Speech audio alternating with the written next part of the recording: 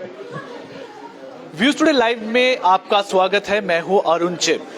Vocational trainer, देखिए vocational trainers वो लोग हैं जिनका बहुत ही अहम रोल है इस समय एजुकेशन में, क्योंकि सरकार ने जिस तरह से कहा कि देखिए हम मेक इन इंडिया में काम कर रहे हैं, हमें एक स्किल्ड वर्कफोर्स चाहिए और स्किल्ड वर्कफोर्स को तैयार करने के लिए स्कूल से ही इनकी शुरुआत होनी चाहिए और हाई स्कूल्स में और हाई सेकेंडरी स्कूल्स में इसके लिए वोकेशनल टीचर्स और ट्रेनर्स को वहां पर लाने की एक प्लान और स्कीम चली और ये मेरे सेंट्रल स्कीम्स थी और सेंट्रल स्कीम्स के तहत जो है इनको लाया गया, जिनका काम था बच्चों को तैयार करना और तकरीबन 14 से 18 ट्रेड्स के बीच में जो है ये लोग वहां पर ट्रेनिंग देते हैं। लेकिन विडंबना देखिए कि 2016 से ये लोग वहां पर अपॉइंट हो रहे हैं, लेकिन इनको एक कंसोलिडेट सैलरी पे रखा गया है और ना ही इनकी सैलरी एनहेंसमेंट की गई और ना ही कोई इनके लिए जॉब पॉलिसी फ्रेम की गई। और इससे भी बड़ी बात ये कि इनको अपॉइंट करने के लिए प्राइवेट फर्म जो है वो प्राइवेट फर्म को लाया गया, आउटसोर्स जो है इनकी तरफ से किया गया। और जबकि ये भी एक गाइडलाइन है ministry of human resource development की तरफ से कि आप इनको हायर करने के लिए इन्हें आउटसोर्स नहीं कर सकते, किसी प्राइवेट कंपनी को बीच में नहीं ला सकते। तो एक तरह से वायलेशन यहां पर हुई और आज ये लोग वेल क्वालिफाइड हैं, एमटेक है, बीटेक है और एमबीए है, हर तरह की जो टेक्निकल क्वालिफिकेशन इनके पास है, उसके बावजूद भी इनके लिए किसी तरह की भी सोशल सिक्योरिटी नहीं, कोई जॉब सिक्योरिटी नहीं। ये सिचुएशन है इस समय जम्मू कश्मीर में जितने भी वोकेशनल ट्रेनर्स हैं। एक बड़ी इंपॉर्टेंट बात कही गई थी जब स्कीम लाई गई सेंटर की तरफ से, ये सेंटर स्कीम है कि ministry of human resource development की तरफ से कि जब आपको हायर किया जाएगा तो किसी तरह से आउटसोर्सिंग नहीं होनी चाहिए। तो पहले ही यहां पर आउटसोर्सिंग हुई। इस सिचुएशन को आप कैसे देखते हैं कि क्या आज सारी गड़बड़ वहीं से शुरू हुई? बिल्कुल, मैं भी शायद उस टाइम सरकार को लगा होगा 2016 में, शायद ये एक नई चीज़ थी, वोकेशनल एजुकेशन का कंसेप्ट नहीं था यहाँ के अवाम में, बच्चों में, स्कूल्स में। तो कहीं अगर ये फेल हुआ तो हम आराम से इनको निकाल सकते हैं, लेकिन उनको ये नहीं पता था कि हम इस जो हमारा ये काम है इसको कहाँ तक पहुँचाएंगे, ये सरकार ने नहीं सोचा था। लेकिन अब जब वो देख रही है कि हमने कहाँ किस ऊंचाई तक इसको पहुँचाया है, इसका जो बेनिफिट हमें अब जो लाभ जो हमारे डेवलपमेंट का जो उनको सोचना चाहिए था वो नहीं सोचा। हाँ, वोकेशनल एजुकेशन में डेवलपमेंट जो फंड्स की बात की जाती है वहाँ पे तो गेस्ट लेक्चर, इंडस्ट्रियल विजिट जहाँ पे 300-500 रुपये दिए जाते थे पहले, वो तो अब 80-40 हज़ार, लेकिन हमारे शहर वही के वही है।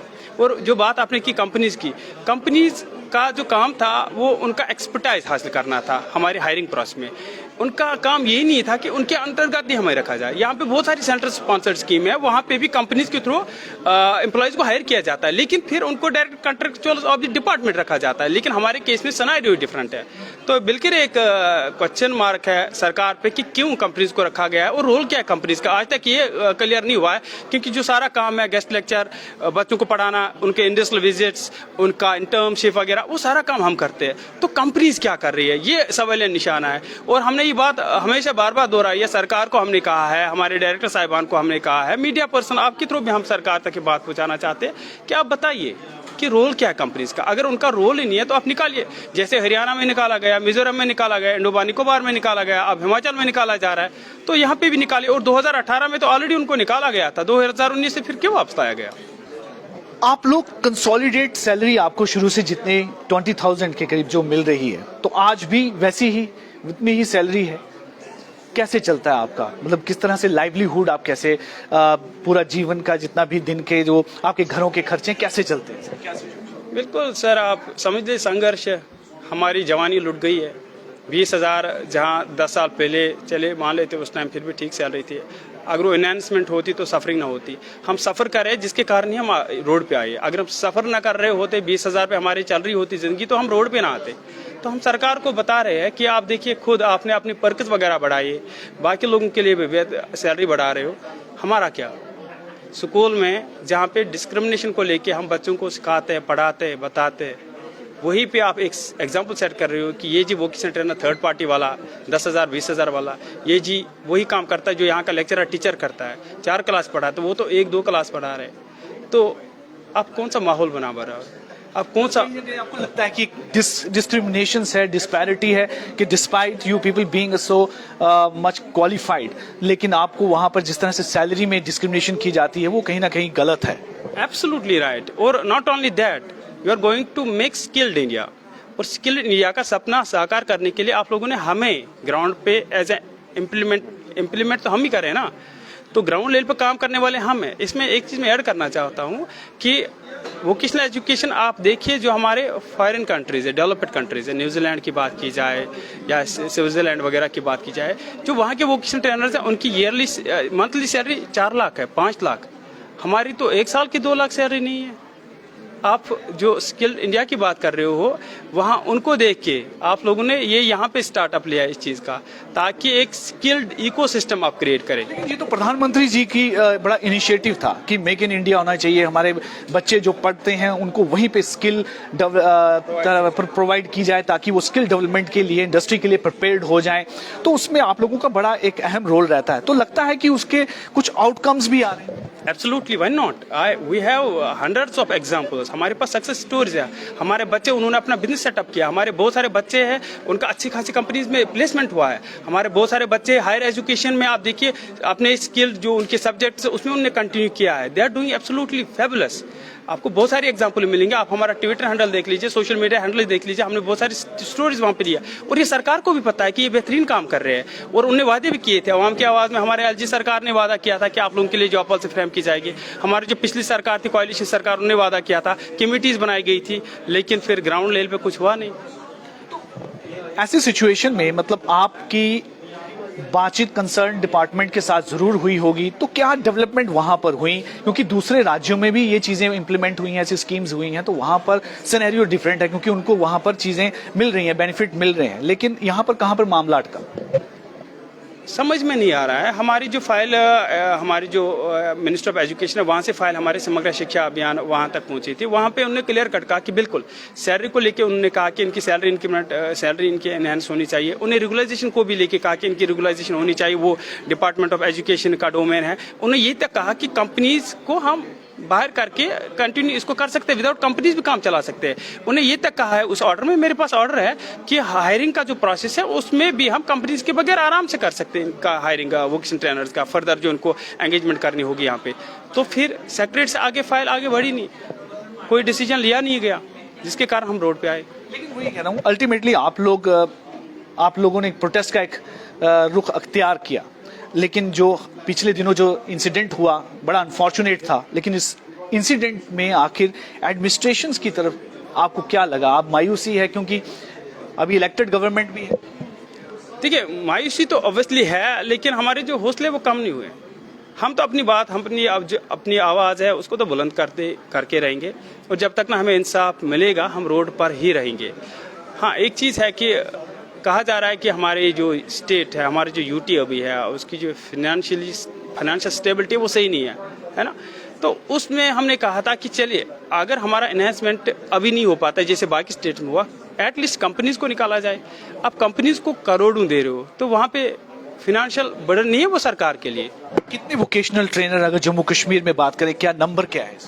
यहाँ पे हम 2187 वोकेशनल ट्रेनर्स हैं जो कि हाई और हायर सेकेंडरी स्कूल्स में काम कर रहे हैं। बिल्कुल 2187। तो एक तरह से अब फाइनल मतलब क्या मांग क्या है? एक तो आप रिमूवल चाहते हैं कि ये जो बीच में बिचौलिए बिठा रखे हैं कंपनी के, ये हटे, और नेशन बिल्डर्स हैं हम। क्या हम सच में नेशन बिल्डर्स हैं? सरकार को हम कहना चाहते हैं नेशन बिल्डर्स को आप सड़कों पे ला रहे हैं। हम तो ऐसे ही सड़कों पे नहीं आएंगे ना। आप समझिए हम कितना सफ़र कर रहे हैं। हमारी जवानी चली गई और हमने आपके जो सपने थे वो साकार किए। स्किल्ड इंडिया, ये भी सुना आप में से बहुत ज्यादा जो है आने से पहले उनका एक्सपीरियंस है, प्राइवेट कंपनीज में काम करते थे, अच्छी खासी सैलरी आप लेते थे, तो लेकिन यहाँ आकर। Absolutely right. I too was working in INFS, Infrastructure Engineering Financial Services. I was getting around 25 to 30,000 salary. But after coming here, I never knew that कि मेरा कोई डेवलपमेंट नहीं होगा। अगर मैंने वहाँ पे कंटिन्यू किया होता तो ऑब्वियसली आज मेरी सैलरी 70-80 हज़ार होती। You people have lost a very precious and golden moment. Absolutely right. The promises the government that time made with us were not fulfilled. And we are just reminding them every day that you just fulfill your promises you have made with us. That's very important. To our people, we are not machines, we are humans. Treat us like humans. If you call us nation builders, you have given us the portfolio, the assignment to make our youth better, skilled. You must look into our issues. You must look into our development. क्या अभी मांग क्या है, मुख्य आपकी मांग इस हमारी मुख्य मांग यही है, सबसे पहले जो कंपनीज को एज अ शील्ड आप इस्तेमाल कर रहे हो और वहाँ पे फिर हम कहते हो कि हमें आपके साथ कुछ भी नहीं है, कंपनीज को निकालिए। जो नैरेटिव सेट किया गया है कि सारा काम कंपनीज कर रही है, वो नैरेटिव आप काइंडली खत्म कीजिए। जिम्मेदारी नहीं लेना चाहती इस पर? Yes, absolutely. जब बाकी स्टेट्स में हो रहा है 1 नेशन 1 लॉ की बात है, तो यहाँ पे क्यों नहीं होगा, JNK में क्यों नहीं होगा? आप बताइए, सरकार को बताइए। और हाँ, अगर कंपनीज का ही सारा रोल है तो फिर हमें निकाल दीजिए, उनसे ही कराइए सारा काम। हाँ, एक चीज़ है कि आप हमें टर्मिनेट करके, हमें रिमूव करके, वो कोई सोल्यूशन नहीं है। कल को जो नए लोगों को आप लगाओगे, वो भी तो रोड पे आएंगे ना, वो भी तो रोड पे आएंगे, फिर उनको क्या जवाब दोगे? तो बिल्कुल जो ये पॉलिसी मेकिंग का जो मसला है ना, ये जो इसमें चेंजेस लानी है, वो लाइए। और गलत नहीं है, आपके पास ऑर्डर्स हैं, MHRD भी आपको कह रहा है कि आप इसको टाइमली आप चेंज करिए इन ऑर्डर में। जहाँ पे स्टेट की बेहतरी की बात हो, टीचर्स की बेहतरी की बात हो, स्टूडेंट्स की बेहतरी की बात हो, तो आप उसमें अमेंडमेंट्स लाइए। गलत क्या, ऑर्डर्स है हमारे पास। देखिए, डिमांड्स बिल्कुल जेन्युइन है। अगर सरकार पूरे ने एक इनिशिएटिव लिया है कि सेंट्रल स्पॉन्सर्ड स्कीम है कि आपको वोकेशनल ट्रेनर्स के तौर पर जो है स्कूलों में एक इंडस्ट्री स्किल डेवलपमेंट जो है वो तैयार करना है, उन बच्चों को तैयार करना है, ताकि जैसे ही वो स्कूल से बाहर आए या कॉलेज फिनिश करें तो बिल्कुल तैयार रहें। सिर्फ एक एकेडमिक्स जो है वो एजुकेशन से कुछ नहीं चलता है। आजकल के समय के हिसाब से जो है बढ़ना पड़ेगा, स्किल्ड जो है बनना पड़ेगा। उसको लेकर ये लोग बड़े ही अहम और बड़ी महत्वपूर्ण भूमिका निभाते हैं, लेकिन उसमें इनके लिए देखिए परेशानियां कितनी हैं। ना इनकी सैलरी इनहेंसमेंट की गई है, और बीच में जो बिचौले हैं वो इसलिए रखे गए हैं कि सरकार जो है अपने आप पर किसी तरह की कोई मुसीबत नहीं लेना चाहती, कोई जिम्मेदारी नहीं लेना चाहती कि ये कहें कि देखिए हम सरकार के खाते में है तो हमें भी रेगुलराइज कीजिए, लेकिन कम से कम इनकी सैलरीज तो एनहांस कीजिए समय के साथ साथ। ये लोग वो लोग हैं, जब ये लगे थे इससे पहले ये प्राइवेट कंपनी में काम करते थे अलग अलग जगह पर, और वहां पर फ्यूचर में आने वाले समय के साथ साथ जो सैलरी भी बढ़ती है, लेकिन यहाँ पर बिल्कुल स्टैग्नेशन रही और पिछले 10 साल के करीब का समय हो चुका है, अभी भी वहां पर स्टैग्नेशन है, जिस परेशानी का सामना ये लोग अभी भी कर रहे हैं।